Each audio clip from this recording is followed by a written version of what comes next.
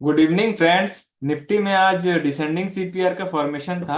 अगर 5 मिनट के time frame पे देखेंगे तो यहाँ पे जो डेज ओपन की लाइन 24,500 के लेवल पे आ रही थी। 1 घंटे में 24,500 का जो लेवल है वो पिवोट पॉइंट था।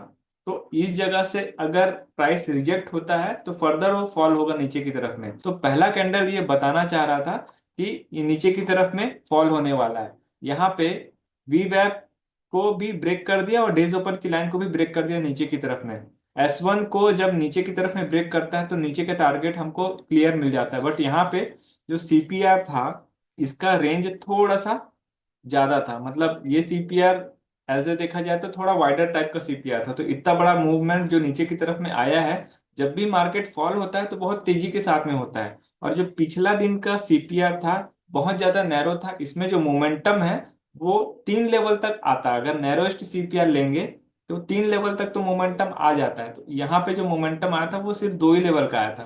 तो अगर ये नीचे की तरफ में रेड कैंडल बनाया था तो ये ज्यादा से ज्यादा S2 तक जाता, उसके नीचे जाता नहीं। बट यहाँ पे जो ये फ्री फॉल आया है वो पिछले दिन के जितने भी कंसोलिडेशन हुए थे इसकी वजह से ये बहुत बड़ा फॉल आया था। जब ये डेज ओपन की लाइन को नीचे की तरफ में ब्रेक कर दिया और वी वेब को भी डिसाइसिवली ब्रेक कर दिया, यहाँ पे देखेंगे कि ऊपर की तरफ में वीक आ रहा है लेकिन नीचे की तरफ में वीक नहीं आ रहा है। जब नीचे की तरफ में वीक नहीं आएगा तो सेकंड कैंडल का वेट करना। अगर सेकंड कैंडल भी नीचे की तरफ में देता है तो हम नीचे की तरफ में ही ट्रेड बनाएंगे। वी वेब के ऊपर 20 है, इसलिए जो भी नीचे की तरफ ट्रेड बनाते हम वो स्कैल्पिंग रहता है। ऑप्शन के प्राइसिंग पे अगर जाएंगे तो यहाँ पे कॉल और पुट का जो चार्ट है उसमें पुट जो था डिसेंडिंग सीपीआर में बन रहा था। इसी वजह से पुट में जब R1 प्रीवियस डे हाई के ऊपर में प्राइस की क्लोजिंग हो गई तो वो ट्रेंड रिवर्सल हो गया, तो इसलिए प्राइस का मोमेंटम बहुत फास्ट मिला है पुट में। इसी वजह से जो नीचे की तरफ में फॉल आया है वो बहुत रिजिलियंट आया था। जब S1 को ब्रेक कर दिया नीचे की तरफ तो S2 की तरफ तो चला गया। बड़े कैंडल पे प्रॉफिट बुक कर लेना है हमको। पहला कैंडल तो वीवेब को ब्रेक कर दिया नीचे की तरफ में, तो सेकंड कैंडल तो हमको एग्जैक्टली मिल जाता। और सेकंड कैंडल का पॉइंट कितना था, 50 पॉइंट। तो ये जो कैंडल था स्कैल्पिंग के लिए बहुत अच्छा कैंडल था, यहाँ पे प्रॉफिट बुक कर लेना है। ये जो सेकंड कैंडल बना है ये S2 को भी डिसाइसिवली ब्रेक कर दिया था। तो जब S2 को डिसाइसिवली ब्रेक कर दे तो हम थर्ड कैंडल का वेट करेंगे कि वो एक रिट्रेसमेंट दे वीवैप से। अगर वीवैप के ऊपर चले जाता था तो फिर ऊपर की तरफ में मूवमेंट आता। लेकिन यहाँ पे जो डोजी कैंडल बना था थर्ड वाला, डोजी कैंडल बनने के बाद का जो कैंडल है अगर डोजी के ऊपर में ब्रेक होता तो फिर वो वापस 20 में पे टच करने जाता। लेकिन यहाँ पे डोजी के नीचे क्लोज दिया है। ये जो 9:30 का कैंडल है यहाँ पे नीचे क्लोज दिया था। इसी वजह से इसके ऊपर जाने के चांसेस टोटली खत्म हो गए। फिर इसका नेक्स्ट टारगेट क्या हो गया, S3 का लेवल। और जैसे ही S3 का लेवल ब्रेक हुआ हमको नीचे की तरफ में फिर S4, फिर नीचे की तरफ में। अब ये जो नीचे की तरफ में बड़ा मोमेंटम आया है ये हुआ किस वजह से, हम 1 घंटे के टाइम फ्रेम पे चले जाते हैं। 1 घंटे के टाइम फ्रेम पे ये जो पीवोट का लाइन है ये मेन लाइन होता है। मैंने हमेशा से कहा है पीवोट का लाइन 24,500 के आसपास का आ रहा था। और जैसे ही ये पीवोट को ब्रेक करता है नीचे की तरफ में हमारा नेक्स्ट टारगेट क्या हो जाना है, ये तो लोअर सीपीआर है। लोअर सीपीआर का जो बॉटम सेंट्रल पिवोट है वो आ जाएगा। उसके बाद जब फ्री फॉल होगा तब हम S1 प्रीवियस वीक लो तक के टारगेट रखेंगे। तो ये जो कैंडल है फर्स्ट वाला 1 घंटे के टाइम फ्रेम, ये टोटली नीचे की तरफ में ब्रेक कर दिया था। इसी वजह से ये फ्री फॉल हो गया क्योंकि नीचे की तरफ में कोई सपोर्ट नहीं आ रहा था। 5 मिनट में टाइम फ्रेम पे हम जाते हैं तो जैसे ही वो S2 लेवल को अच्छे से ब्रेक किया डिसाइसिवली, और ये डोजी कैंडल के बाद का जो कैंडल था ये वाला 9:30 का कैंडल, ये यहाँ जब S2 लेवल को ब्रेक कर दिया तो फिर हमको इस लेवल पे तो मिल गया, बहुत बढ़िया प्रॉफिट मिल गया। ये फ्री फॉल था। फ्री फॉल होने के बाद में जैसे ही ये S1 प्रीवियस वीक लो, ये जो S1 प्रीवियस वीक लो है इस लेवल के आसपास आया, मार्केट वापस बाउंस कर गया ऊपर की तरफ में। यहाँ पे एक रूल फॉलो होता है सीपीआर का, जब असेंडिंग सीपीआर का फॉर्मेशन होता है तो हम क्या करते हैं, जो S1 प्रीवियस वीक लो है, असेंडिंग सीपीआर जब होता है तो S1 प्रीवियस वीक लो अगर प्राइस आता है तो वहां से बाउंस होने के चांसेस बहुत बढ़ जाते हैं। तो 5 मिनट के टाइम फ्रेम पे वैसे ही सेम कंडीशन हुई। ये जैसे ही इस लेवल पे आया 24,171 के आसपास का लेवल है, यहाँ पे हैमर कैंडल बनाया था।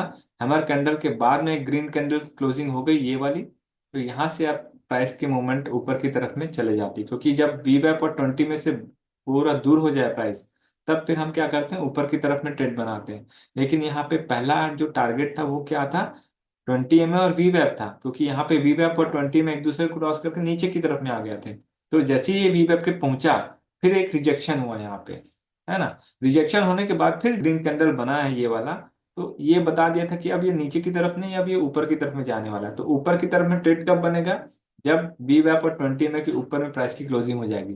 जैसे ही वी वैप और 20 MA के ऊपर में प्राइस की क्लोजिंग हो गई, हमको पहली बार में ट्रेड नहीं लेना है, थोड़ा सा ऊपर जाने दीजिए, फिर पलट के नीचे आएगा और सपोर्ट लेगा, तब फिर एंट्री करना है। तो ये जो वी वेब के बाद में यहाँ पे जो कैंडल हुआ है 11:40 में, जैसे 11:40 का कैंडल क्लोज हुआ ऊपर की तरफ में, आप यहाँ पे ट्रेड बना लीजिए। और फिर नेक्स्ट टारगेट क्या हो जाएगा?